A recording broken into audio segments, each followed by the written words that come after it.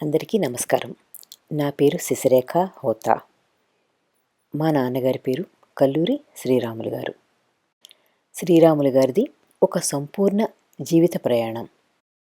నలగని బట్టలు, చెదరని చిరునవ్వు, అలసిపోని చిలాకీతనం ఇవి ఆయన ప్రత్యేకతలు.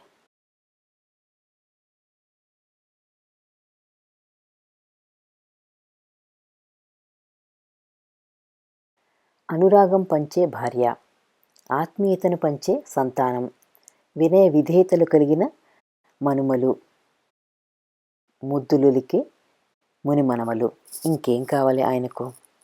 శ్రీరాములు గారు ఆయన జీవితంలో ఎన్నెన్నో అనుభవాలను చూశారు. వాటిల్లో ఎత్తుపల్లాలు, కష్టసుఖాలు, తీపి చేదు అనుభవాలు ఎన్నో చూశారు. నాకు తెలిసినవి చాలా తక్కువ. వాటిలోంచే కొన్ని మనం ఈరోజు చూద్దాం. 1936 డిసెంబర్ 28న శ్రీరాములు గారు పశ్చిమ గోదావరి జిల్లా కుణితివాడలో జన్మించారు.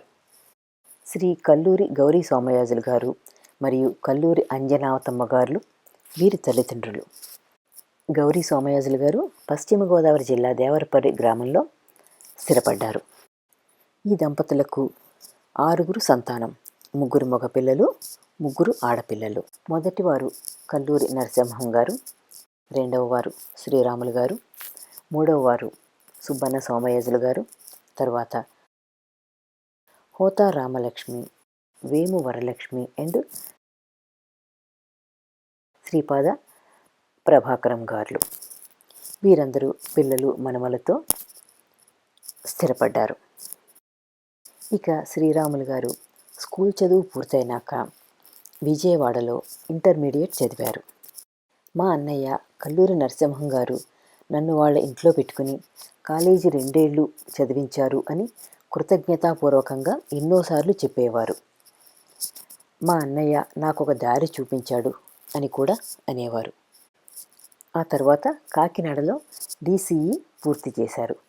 DCE అనగా diploma in civil engineering. 1959 November 5వ తారీఖున నెల్లూరులో ఇరిగేషన్ డిపార్ట్మెంట్లో సూపర్వైజర్గా జాయిన్ అయ్యారు. తదుపరి 22/11/1973లో AMIE పాస్ అయ్యారు. AMIE అంటే associate member of the institution of engineers. ఇది ఇంజనీరింగ్ సర్టిఫికేట్. ఈ సర్టిఫికేటు ఇన్స్టిట్యూషన్ ఆఫ్ ఇంజనీర్స్ వారిచే ఇవ్వబడినది. ఇది BE, BTech డిగ్రీలతో సమానం. ఆ తరువాత జూనియర్ ఇంజనీర్గా మరియు అసిస్టెంట్ ఇంజనీర్గా ప్రమోషన్లు తీసుకుని ఆంధ్రప్రదేశ్లోని కోస్తా ప్రాంతంలో వివిధ ఊర్లలో ఉద్యోగాలు చేశారు. ఆయన ఇరిగేషన్, సివిల్ అండ్ ఎలక్ట్రికల్ డిపార్ట్మెంట్స్లో వర్క్ చేశారు. 31/12/94లో అమలాపురంలో డిప్యూటీ ఎగ్జిక్యూటివ్ ఇంజనీర్గా వర్క్ చేసి రిటైర్ అయ్యారు.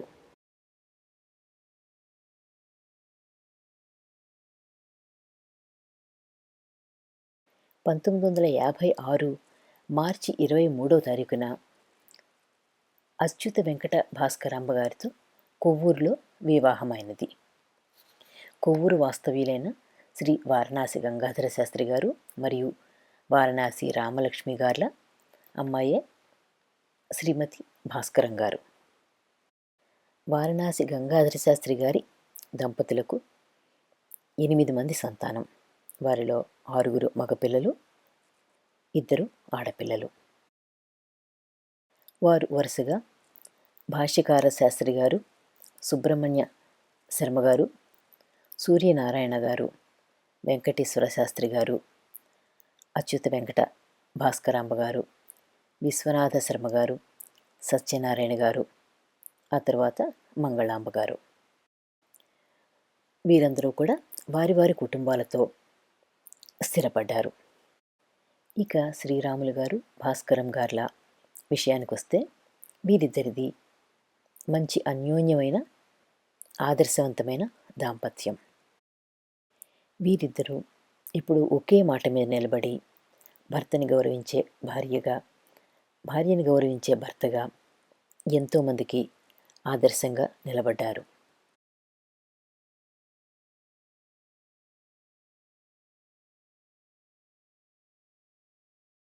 వీరికి 4 సంతానం.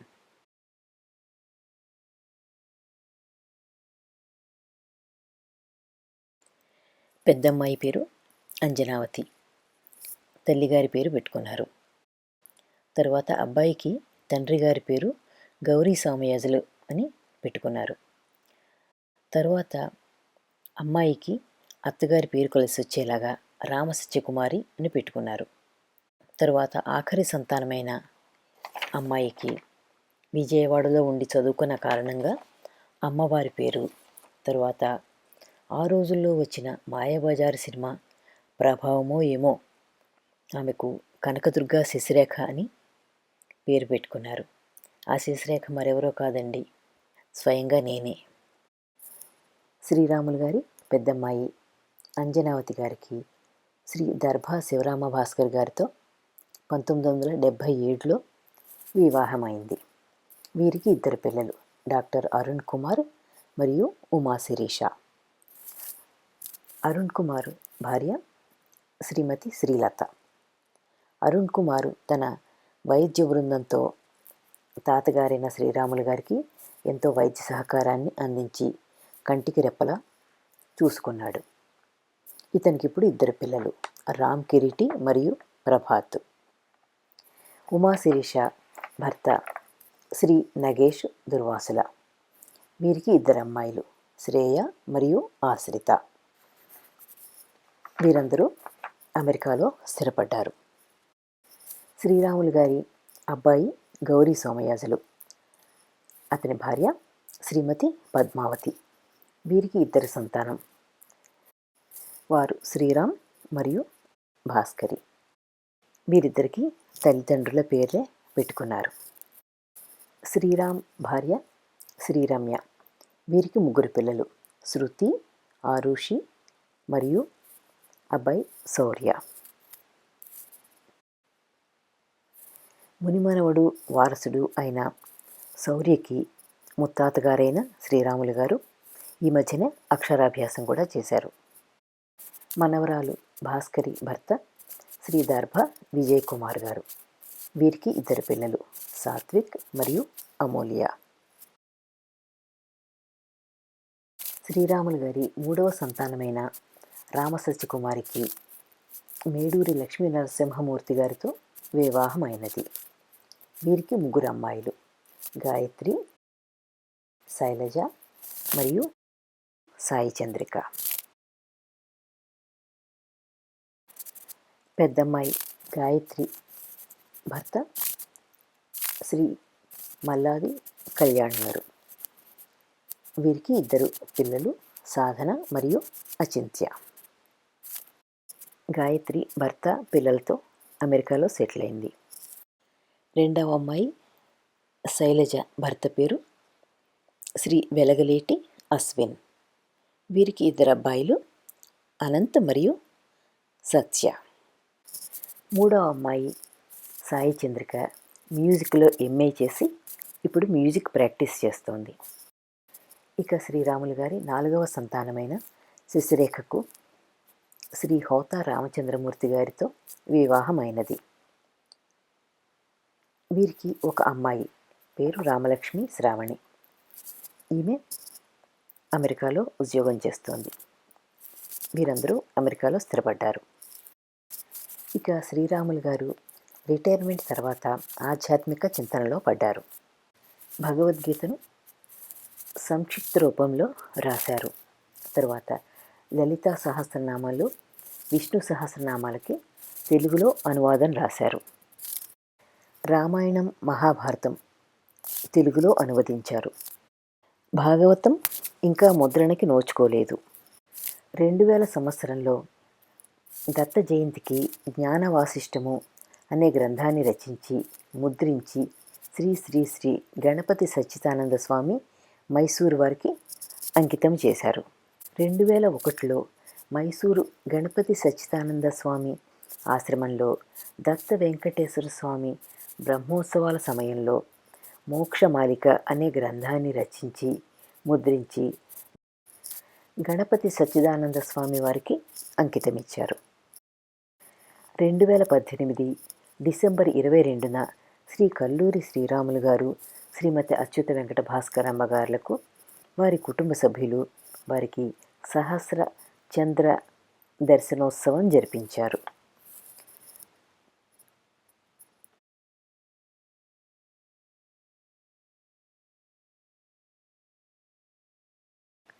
అతి కొద్ది కాలంలోనే అనారోగ్య కారణంగా 2019 జనవరి 20న వారి భార్య శ్రీమతి భాస్కరం గారు కాలం చేశారు. ఇది అందరికీ తీరని లోటు. భార్య మరణానంతరం ఒంటరితనాన్ని జయించడానికి మరికొన్ని పుస్తకాలు రాశారు. తర్వాత ఆధ్యాత్మిక కార్యక్రమాల్లో పాల్గొనేవారు. ఎప్పుడూ ఆరోగ్యంగా చలాకీగా ఉండే శ్రీరాములు గారికి 9 దశాబ్దాలు దగ్గర పడుతున్నా ఇంకా కుటుంబానికి ఏదో చేయాలని తపన ఉండేది. శ్రీరాములు గారు ఎప్పుడు ఆరోగ్యం కోసం ఎక్సర్సైజులు చేయడం కానీ లేదా ఇలాంటి పర్టికులర్ డయట్ తీసుకోవాలి, ఆరోగ్యంగా ఉండాలి, ఇలా దాని గురించి ప్రత్యేకించి శ్రమపడ్డం కానీ ఎప్పుడూ చేయలేదు. ఆయన ఆరోగ్యానికి కారణం జీన్స్ మాత్రమే కాదు, బహుశా ఆయన పాజిటివ్ మైండ్ సెట్ మరియు చలాకితనం అనే అనుకోవాలి. వయసు శరీరానికి కానీ మనస్సుకు కాదు అన్నట్లుండేవారు ఎప్పుడు. 2025 డిసెంబర్ నెలలో తన 90వ పుట్టినరోజు కుటుంబ సభ్యులతో గడుపుకున్నారు. ఆ తరువాత ఊపిరితిత్తుల సమస్యలు, గుండె సంబంధితమైన సమస్యలతో కొద్దిగా అనారోగ్యం పాలయ్యారు. ఆయన అనారోగ్య సమయంలో కొడుకు, కోడలు, మనుమడు, మనుమరాలు ఆయన్ని కంటికి రెప్పలా చూసుకున్నారు.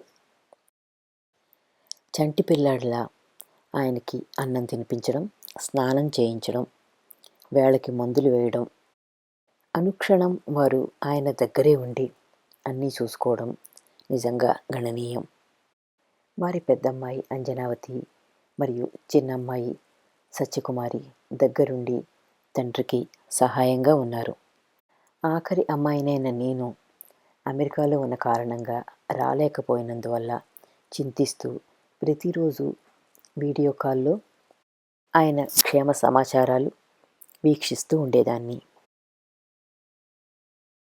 మా నాన్నగారి గురించి ఈ విషయాలన్నీ చెప్తూ వీడియో చేసే అదృష్టం నాకు కలిగినందుకు నిజంగా సంతోషిస్తున్నాను. మార్చి 28, 2026న మా అందరినీ శోక సముద్రంలో ముంచి ఆయన పరలోక ప్రాప్తి పొందారు. ఆయన ఆత్మకు శాంతి కలగాలని మనసారా కోరుకుంటున్నాను.